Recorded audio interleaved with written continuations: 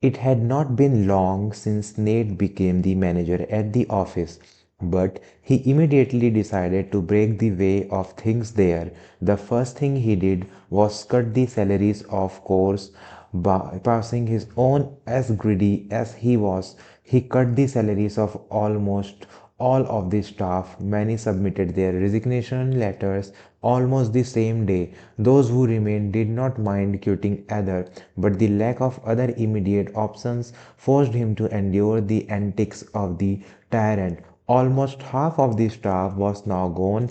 Nit explained that some of the positions were useless and repetitive. Those who stayed ended up getting twice as much workload. As a result, they had to stay up late. Sometimes his antics reached even the janitor lady, who was not getting paid much to begin with, so even she quit her job. So the biggest problem was finding a replacement for her for pennies. No one wanted to mop the floors all day and rubbed the door handles till they signed. The HR manager, Mrs. Bennett, tried every day to convince Nate to add at least a little to the salary of the janitor, saying that for that kind of pay they would never find an employee. So every morning during the staff meeting, all Nate did was complain how dirty and dusty was in the whole office. Office was indeed getting pretty dirty. By this time, it was during one of these morning meetings when Nate complained about every single thing that was going on in the office. Everybody was dumbfounded because this branch of the company was functioning perfectly fine. After going over the weekly reports, Nate turned his attention to the problem of the janitor position. If you don't find a janitor soon, I will have to include cleaning in your direct duties, he almost shouted to the HR manager. She was ready to run anywhere from this freak of a saver, but she knew that at her age it was not so easy to find a job. Therefore, every time Nate brought this up, she just silently listened to his unreasonable approaches and demands, washing it all down later in her office with anti-anxiety pills. At the next such morning meeting, the manager once again expressed his dissatisfaction with Mrs. Benny's work, saying that the janitor had still not been found. Is it really that difficult to find a cleaner? I mean, we are so successful that nobody would be willing to work in a stable company, Nate said, angrily, slowly approaching the window. At some point, he silently froze and just stayed there, staring out the window. His gaze seemed to focus on something in the distance. At the garbage cans, a very poorly dressed woman was neatly stacking cardboard boxes. Ned started smiling. Slyly, he turned to Mrs. Bennet and said, "So you are saying no one wants to join our company for that pay, huh? Watch and learn, rookies." He opened the window wide since it was pretty warm outside. "Hey, come in for a minute. I got an offer you might want to hear." Nate shouted, but the girl did not stop her work even for a second and just continued to follow the cardboards.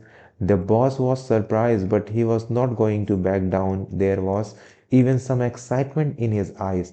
"Hey, you need some cash? Get over here," he shouted again, but the girl kept working. That irritated the boss a little, and he turned to Mrs. Bennet to get him the security guard. When the security guard came running in the conference room, Ned told him, "Get that bomb by the dump over here, ASAP," he said to the guy in the uniform. A few minutes later, the girl entered the office. After a few failed attempts to speak with her, it became clear that she was completely deaf. She seemed to have a hearing aid, but apparently it was not working properly, or it was just a cheap one. The beggar looked about 30-year-old. Surprisingly, up close, she was a very neat girl. Her hands were clean, as were clothes and hair. The absence of makeup made her face even younger and lighter. Her hair was neatly combed and collected in a bun. Her clothes looked poor but clean, although the size of her clothes did not really fit her. At least it did not smell. The boss, apparently remembering that the deaf people can read lips, began pronouncing each syllable. Slowly, do you understand what I am saying? The girl nodded. Do you want a job? You do not have to do much. You will be just cleaning the office. Finished the boss.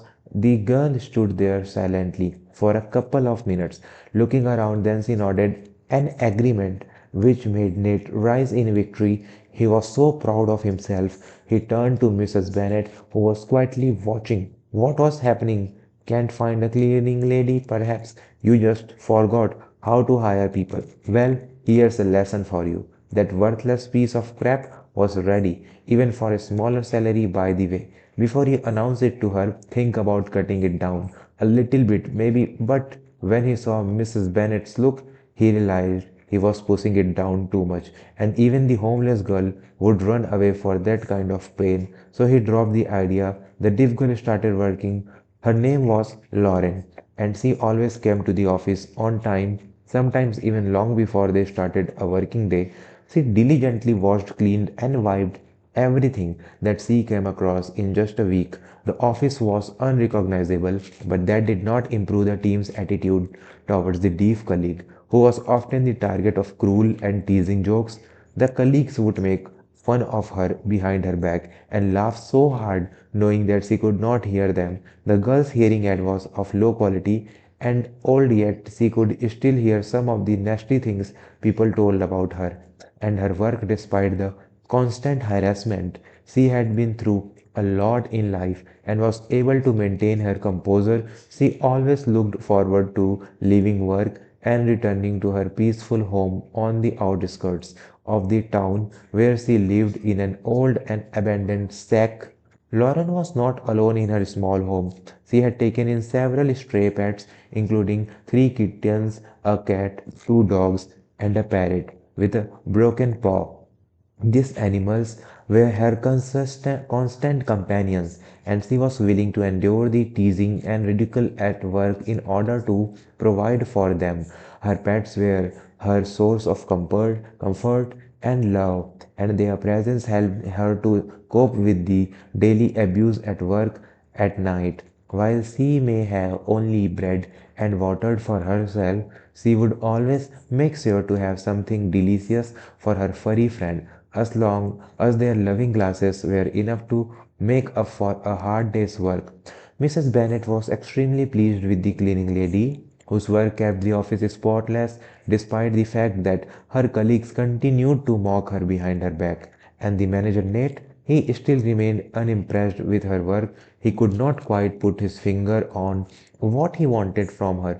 But over time, the girl's silent demeanor and intelligent eyes began to earn her the respect of her colleagues. Even those who had previously made fun of Lauren began to realize that her part was not as simple as they thought. Despite being a beggar, she was well spoken and literate. Her speech was brief but insightful. Her colleagues were often taken aback by her clever and thought provoking remarks, giving the impression that she had a deep understanding of many things but just chose not to reveal it. It became clear to them that her current situation was not a reflection of her intelligence or abilities. The office atmosphere had become tense and stressed, with Nate, the boss, displaying aggressive behavior every morning during the meetings. It seemed to blame others for the company's poor performance, which had begun to decline dramatically. As a result of this decline, the boss, who had become increasingly bitter, began to let go of employees on a regular basis, often firing multiple people at once. This only added to the negative atmosphere and uncertainty among the remaining employees. Rumors were circulating among the co-workers that Nate, the boss, would soon be the only one left in the office. The company's owner and CEO Nolan has begun visiting more frequently, likely due to the branch's sudden decline in profits. However, Nate would use this as an opportunity to intimidate and pressure the employees to create a positive image for Nolan during his visits. Despite Nate's efforts, Nolan, who had built the company from the ground up, was not going to let it fall and would take action to turn things around. After several visits to what was once one of his successful branches, Nolan noticed that while the office appeared to be functioning well on the surface, there was a sense of unease among all employees. After another visit, Nolan announced that the company was undergoing a thorough cleaning process and that all employees, including the manager, would be given a paid day off. Anyone who refused would still be paid. While everyone was away, Nolan had installed hidden cameras throughout the office, which were connected to his personal computer. He wanted to uncover the truth about what was really happening in the office and take action to salvage the business he had built through hard work. Nolan dedicated himself to monitoring the office every day from the time it opened until it closed. He meticulously gathered information and evidence to understand the reasons behind the branch's decline. One day during a meeting, Nolan was presented with a well crafted business development plan that cut him off guard. He quickly read through the material and looked up at Nate and surprised. "What is this, Nolan?" asked Nate, holding up the business plan. "Who prepared it?" Nate realized that Nolan was intrigued by the material and modestly lowered his gaze, replying, "I worked very hard on it, sir. I did not sleep for several nights. I really hope you like it." The first thing that struck Nolan as odd was the neat feminine handwriting. He had read multiple reports writing written by Nick, so he was familiar with his scrawled handwriting. His further investigation gave him more clues that Nate's mind was so convoluted and erratic as his handwriting. Nolan viewed the recorded videos and was shocked to discover that the cleaning lady had spent a significant amount of time working on the papers late into the night. She was completely focused and engrossed in her work, not even keeping track of time. She was also able to create graphs and diagrams so easily as if she had been doing it for years. Nolan was upset that he overlooked so many things at this branch. The next morning, Nate was summoned to Nolan's office. He came rushing in, but as soon as he stood there looking down on the ground, as Nolan scolded, as soon as he saw the expression of Nolan's face, he suddenly stopped. He stood there looking down on the ground. As Nolan scolded him, everyone in the office was too afraid to speak or move, fearing the boss' wrath.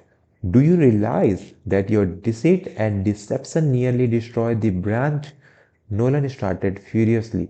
"I am just astounded by the number of high class employees I have lost due to your arrogant behavior. You fired all of the best workers that I have been working hard to handpick for so long." And Nolan, let me explain. "I don't need your explanation." I was like, okay, I guess Nate's probably teasing some kind of technique, but when you attempted to take credit for someone else's work, that was the last straw. Nolan calmed down, sighed, and said, "You have 10 minutes to get your stuff and leave." The once confident manager suddenly appeared defeated and lost color in his face as he made his way towards the exit. At that moment, he heard Nolan ask his secretary to bring in the cleaning lady, a young woman named Lauren, who was deep. As soon as Lauren silently entered the office, Nolan gestured for her to sit down. "Please take a seat. I want to know more about you. Obviously, you are intelligent and have not been disadvantaged all your life." Nolan began the conversation. The girl, a bit confused, confirmed that this was the case as she started speaking. Nolan realized that despite her deafness, she was not dim with it. She looked out the window as she spoke softly and began to share her story. Lauren grew up in a very poor family, but from a young age, she had a love for learning new things. Despite the difficult circumstances of her household, where her parents would drink heavily and engage in drunken fights at night, she worked hard on her studies from the third grade until she graduated. She would seek refuge in an abandoned house near her apartment and would study there on the days her parents were drinking. In the morning, she would sleep back home quietly to grab her clothes in the backpack while her family was still asleep and would rush to school despite the challenging circumstances. Lauren managed to excel in her studies and had no difficulties getting accepted into a business school.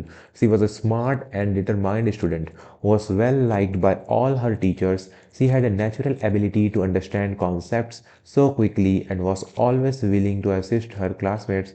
It came as no surprise to anyone that Lauren graduated with the highest GPA. Business administration was her favorite subject and her lifelong aspiration. It was there where she first met her first love, Connor, who was a year older. As soon as they saw each other in the university's East hallway, they knew they had fallen in love. However, Connor's wealthy family disapproved of their relationship, particularly the idea of their son marrying a smart but financially challenged woman.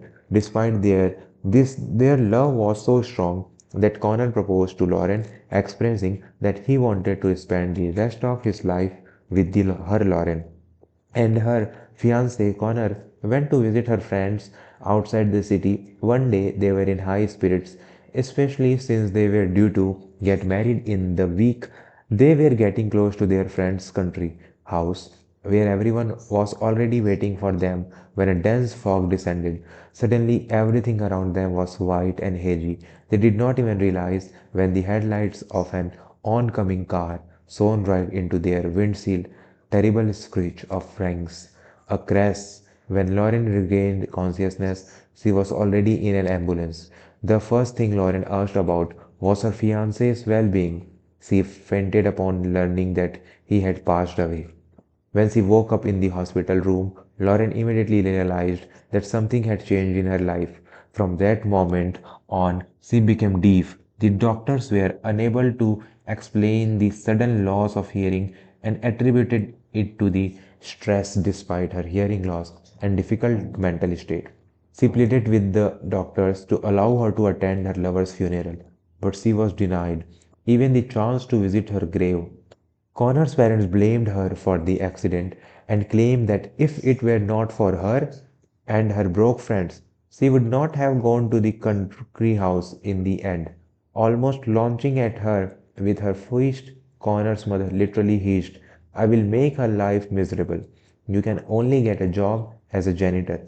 As best, you will cry regretting that you ruined my son. The only thing that the poor girl regretted at that moment was that she did not die instead of Connor.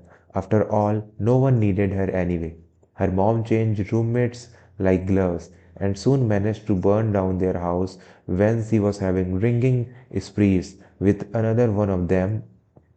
Her life was full of no's, no job, no home, no love, and now no hearing. It was impossible to get a job. No one was interested in a deep, fragile beggar in the beginning. She taught herself how to read lips. After some time, she managed to earn a bit of extra money by cleaning at the local market. She spent that money on a cheap hearing aid. It did not restore her hearing completely, but it allowed her to hear some words. From then on, she started to just wander around. She found a small shed where she could take shelter. Despite her difficult circumstances, she never complained about her life because she had already seen so much unfairness. She was content with her beloved pets, who were her closest companions. The only problem was that when the weather turned cold, her pets would freeze, since the room in the abandoned house was not heated. Even at that moment, she was worried about her pet's well being. Nolan sat there, quietly listening to her sad story. At the end of the story, she remembered the tragic accident involving Connor. He knew his rich parents and was saddened by what happened that same day. He offered Lauren, a highly qualified business graduate, to become the new executive director of the branch. And when she agreed, he was very satisfied with the decision. The branch improved rapidly. Nolan visited the branch frequently. Sometimes he was even seen picking up Lauren from work at some point. Everyone knew they were dating, and eventually the news of their marriage became known to everyone. Nolan and made her a perfect gift. One day he dropped by the branch after lunch. He knocked on Laura's office, and when he entered, he saw that she was all consumed as usual. Honey, take a break. William, I got you something. In his hands was a certificate making her the owner of an animal shelter where all her pets were residing. As she settled into her new home with her husband, she would not have the time to take care of them in the foreseeable future. On top of everything, she was excitedly preparing for the arrival of a baby boy. When Nolan heard the news, he was overjoyed. There's one more miracle that happened in Lauren's life that even doctors could not explain. Her hearing suddenly returned as if it was never gone, making her fully functional. The large and spacious house of the businessman was now filled with the warmth and comfort of a home. What are your thoughts on the story and characters? How would you handle things differently? Share your thoughts as they may be helpful for those experiencing difficult times. If you enjoyed this story, please consider liking and subscribing for more content. Click the notification bell button. Thank you, and we will see you soon.